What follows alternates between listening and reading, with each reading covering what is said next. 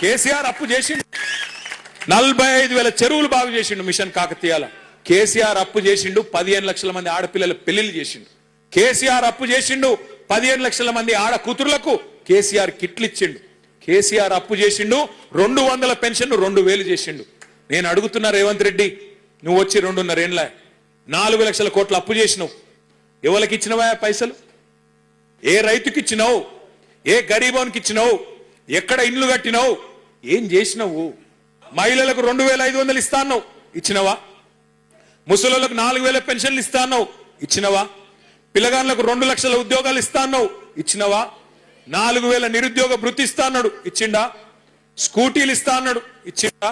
స్కూటీలు లేవు, లూటీ మాత్రం జోర్దార్ నడుస్తున్నది. రైతు బంధు లేదు, రాహుల్ బంధు మాత్రం మంచిగా నడుస్తున్నది.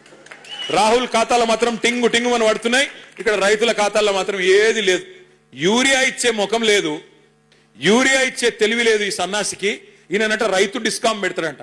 రైతుకు కరెంట్ ఇచ్చే తెలివి లేదు, యూరియా ఇచ్చే తెలివి లేదు, రైతు బంద్ వేసే ముఖం లేదు, రైతు కనీసం పండించిన పంట కొనే తెలివి కూడా లేదు నీకు. నువ్వంట రైతు డిస్కామ్ పెడతా అంటే ఎవడు నమ్ముతాడు స్వామి నిన్ను? రేవంత్ రెడ్డి మాటలు ఎట్లున్నాయంటే రైతుల గురించి, నేతి బీరకాయలో నెయ్యి ఎంత ఉంటుందో రేవంత్ రెడ్డికి రైతుల మీద గంతే ప్రేమ ఉన్నది. మైసూర్ పాకులో మైసూర్ ఎంత ఉంటుందో రేవంత్ రెడ్డి రైతు డిస్కమ్ లో రైతు గంతే ఉన్నాడు.